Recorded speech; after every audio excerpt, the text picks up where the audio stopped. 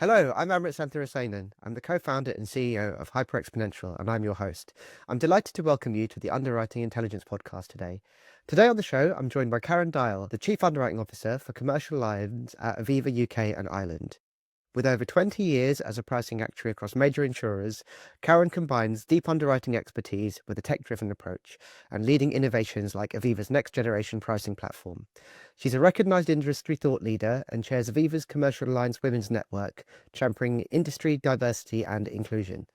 Known for turning complex analytics into actionable strategies, Karen brings insight, innovation, and a forward-looking perspective to the future of underwriting.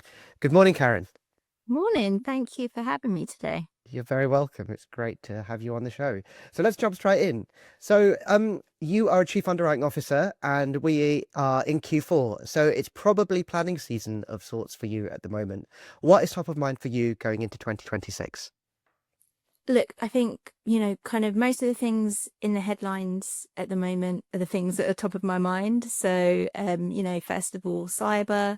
We've had a lot more kind of publicity around some big cyber attacks. So just making sure that our book's protected going forward and we're doing the best that we can. So one of the guys we work with just partnered with CyberCube to build a kind of portfolio threat tool which looks for kind of signals on the dark web to see if our clients are being particularly targeted, and we can share that information with our clients, which is good for them, and then we can help protect them, which is good for us as well.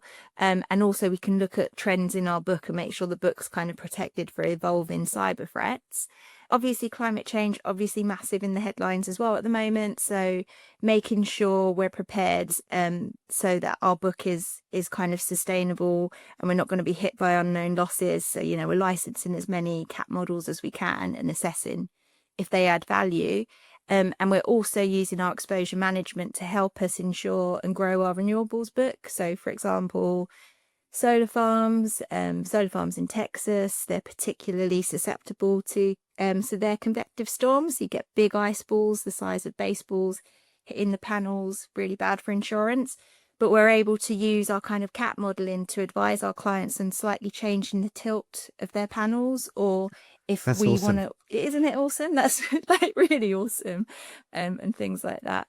That's awesome. So look, there's so many follow-ups that I have there. So the first thing that comes to mind, and I know this having known you for a long time, is how, as a Chief Underwriting Officer talking to you today, you are talking to me just as much about market conditions as you are about third-party data sets, updated tools, updated techniques. And I think, when you and I were working in the markets 10 years ago and the Chief Underwriting Officers were sharing their kind of strategic outlooks, it was much more about the market environment itself.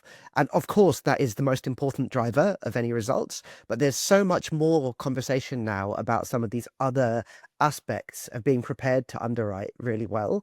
I'd love just to hear how you think a little bit about that. You've been one of the most progressive people of bringing multiple data sets, multiple approaches into the way your team does its work in the market. So how does that work in your day-to-day? How does how do you think about balancing dealing with the signal on the ground and the kind of tools that you need? Yeah. And this is the honest truth. It might be a bit of a weak answer, but I think for me, being really, really well connected and networked everywhere has always helped in every part of my job. And I think when you're hearing on the ground, for example, about the US shutdown, and then you're talking to some of your network outside of your own company or within, and you're hearing, maybe some premiums, you're struggling to actually get them through the door because of the shutdown. And then having a voice at the table, having those conversations, you're at the forefront of hearing what other people are doing. And then I think just having that innovative mindset of, right, I've got all of this information now. What are the things out there that can help me address them? What are the things that I need to worry about in my portfolio? We've got a great analytics team. They're constantly kind of scouring the internet, the dark web, all over for like different data sources, and then coming back and being able to say to us whether they have anything that could address a certain problem that we're looking at. Yeah, that's awesome. No, I don't think it's a weak answer at all. And I think, the reality is insurance is very much a people industry, isn't it? And you get so much signal from the way people are thinking about the risks and the way they've been impacted. One other thing I'd like to follow up on there, which you touched on, which I think is really powerful, is how you get your teams just really enthusiastic and motivated to go and get extra information. And I think that's something that as actuaries and kind of analysts, we find quite naturally easy to do, because people in our field generally are excited about getting extra data sets, Yeah. finding extra edge. But the hard part is cascading that in to the underwriting teams on the front line. They're very busy. They've got internal mental models that they've had for years. How have you done that really well? Because I've met many of your underwriters, and you've managed to do an incredible job of kind of building bridges with underwriters where they're like very willing to listen and to engage, and actually to like you can download your approach to them really quickly. It's one of your like superpowers. How have you done that? I don't know if that's a easy question for you to answer, but I'd love to hear your thoughts. No, it's really nicely worded question as well. So in terms of my team, I completely echo with what you said. I have built a team that's intellectually curious, but I think kind of sometimes analytical mindsets do tend to be that way inclined. What we've done slightly different is I have leaders in the technical functions who also appreciate you can be intellectually curious, but it's got to have a bottom line impact or a value Mm, add. So they do, when you're going a bit too far, kind of contain yes. us a bit. And then with the underwriters, I think we're really, really lucky that, well, it's good timing with the evolution of AI and data, because I think Mm, any underwriter who isn't thinking about those things or engaging, they already know that there is a potential they could get left behind. So that opens their intellectual curiosity, which has been great. I also work with some great underwriters, I should say, so shout out to them. But I think what they often say to us now is, we know there's loads of data. We know all the data's at our fingertips, but we need you to kind of take all of those data points and rationalize them and not overwhelm us with information, but show us what are the key points, what's the key kind of decision-making stuff that I should hone into. And they can overlay with that their own intuition. So I guess beforehand they look at a risk and they have their intuition on these three things mean good or bad. But now we have loads and loads of data, and we can say, well, these three things out of all of the data say good or bad, and they can overlay that with their own intuition. And then we've really been on a journey of kind of saying to them that when the data is giving you a different insight to your gut, if we ignore it and just say your gut's right, there's no point in my function. There's no point in the money that we're spending. Like, it's actually mm, pointless. So the kind of proof is in listening to, sometimes, not all of the time, but sometimes to the different opinion, and being really open-minded, and we sit down and explain what's driving that difference of opinion. And then we've also been able to go back and back test when different data sets or different data has shown something. We can say, look, for the last year, we said that if the data said X, you should do Y, and you did, you trusted us. But actually, we've also gone back in a year of our performance, and we can show you that where you trusted us, the results are better for that. And then over time, you build up that kind of trust in each other. yeah, building trust is something that comes up a lot on this podcast.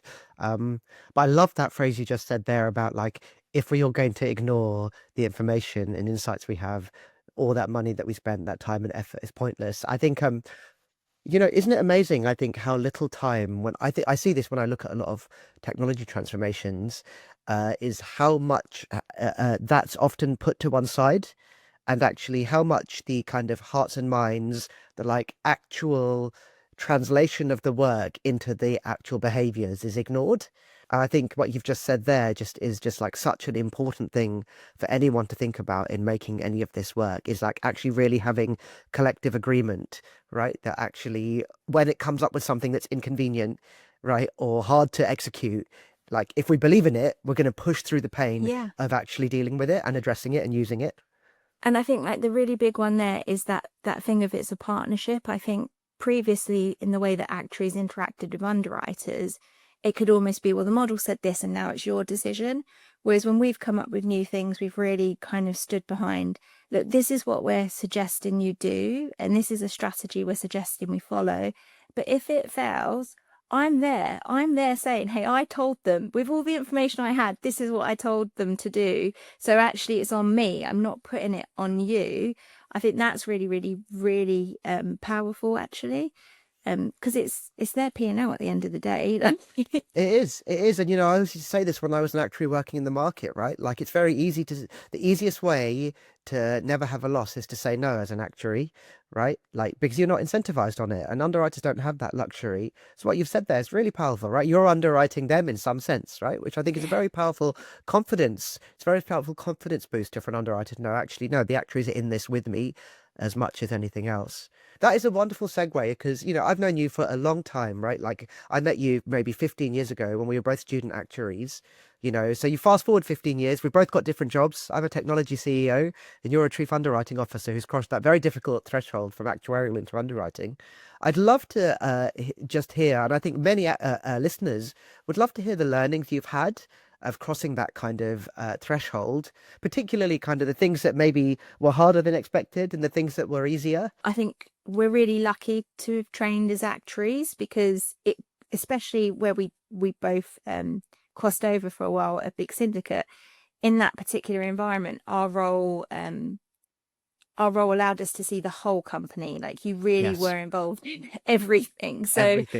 Everything. So you understood exactly how insurance worked and you understood what was important and how it all fitted together. And that's really, really helped me now where I'm in a bigger company and I don't see everything, but I know from my previous experience exactly what's important to hone into. And I wouldn't have had that without the actuarial kind of backing.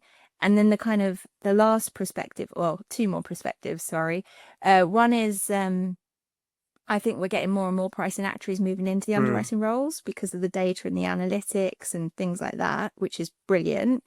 But I also think that, being a woman and being in insurance, especially 20 years ago, having the qualification has allowed me to be taken with seriousness from a young age, which I'm not sure that kind of culture environment was as prevalent back then. That's definitely true. And I think, you just talked about how the boundaries are blurring anyway, right, between actuarial and underwriting. It's really interesting, isn't it? Because I remember, in my last job, when I was running a pricing and analytics team, I'd always tell my team, you need to understand that pricing and underwriting are not exactly the same thing, right? Pricing is a component of the underwriting. And obviously, it's a very important component. We believe one of the most important components. I've literally built a whole company around that whole hypothesis, right? That pricing is the most important function of where risk is admitted through the front door of an insurance company. But the reality is it's not the whole thing.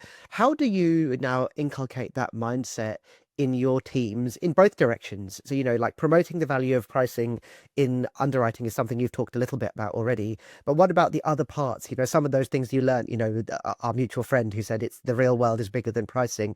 How do you drive that into the mindsets of the up and coming actuaries in your team? So I feel like maybe we've talked about this in the past, but one thing that's really important to me with my team is to not just have pricing actuaries doing pricing. I feel like I've always said, oh, I've got a really diverse team. But then years ago, the team was still full of all people who'd kind of gone the same route, maths at uni, actuarial degree, Yep. etc., etc. That's not diverse. So really kind of looking at bringing different skill sets into our team. So we recently brought a lady who's got an accountancy background, actually, and she is massively thriving because her mind is always on the bottom line and it's Yeah. always on like what's important.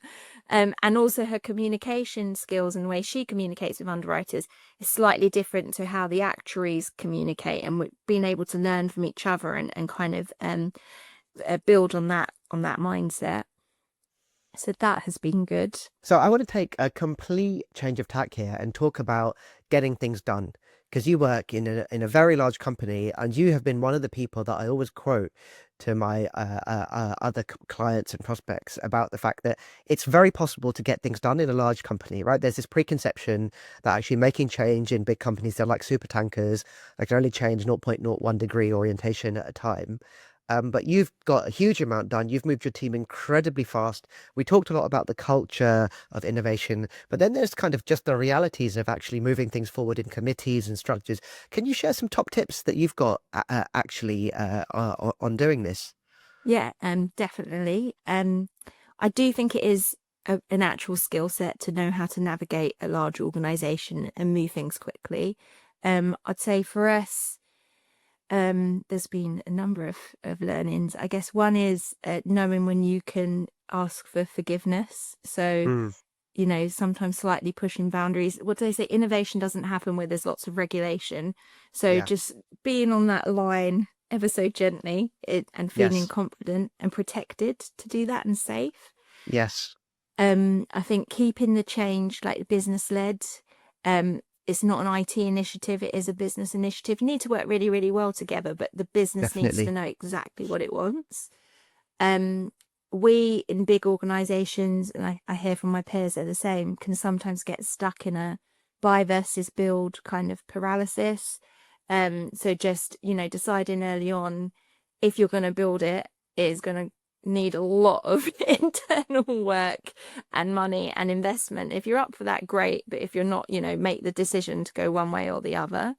And just always think about your end user and listen to them throughout the process. And then kind of finally, I think with large companies, when you've got a big project, it's really easy to say, oh, well, we'll chuck this in, we'll chuck that in, etc., etc. Keep your scope like really tight, and then you can Yes. iterative, so build so that you can keep iterating, sorry.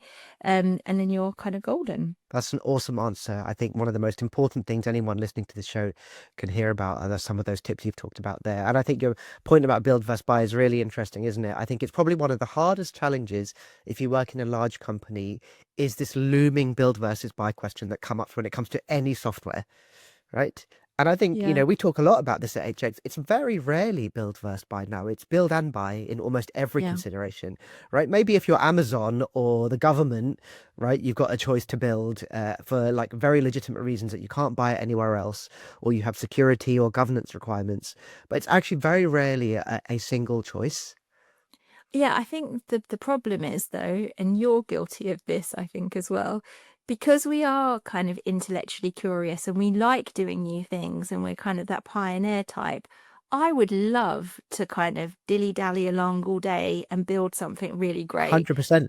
It's not best for the company though if someone else has done it cheaper and better than I have. Oh, completely. And I face this inside HX as well. People love to build. You actually want to hire a group of people who are enthusiastic to build, right? I think that's like actually a really important thing. So like it is not actually a bug, it's a feature if you've of good people, if they're actually enthusiastic to build. I think the thing that I always say is like there's an infinite amount of things to build, right? In the same way that there's more good books than anyone can read in a lifetime, right? There's more Yeah. interesting things that any company can build. So, like, just build the things that are very uniquely differentiated to you and buy the things that aren't. I always say, Yeah. like, you should buy HX for the things that you don't want to spend time on yourself, right? Not for to do the same things. Like, HX doesn't build rating algorithms. Those are things to build. Like, you should spend all your time inside the actuarial team, iterating on that and all the related bits, not the infrastructure that makes it run. Well, you just hit on exactly the reason I really like HX, luckily for you, as we're That's a on relief. this podcast, yeah. But the reason I really love it is you have that security of a really safe infrastructure, but then you're allowed to play. And some of the stuff people in my team are building is Mm. brilliant, and they've been allowed to go and kind of get the best of both worlds, I think. Yeah, yeah, absolutely. And when people push through that boundary of realizing that they're always building, you get the results that you have done.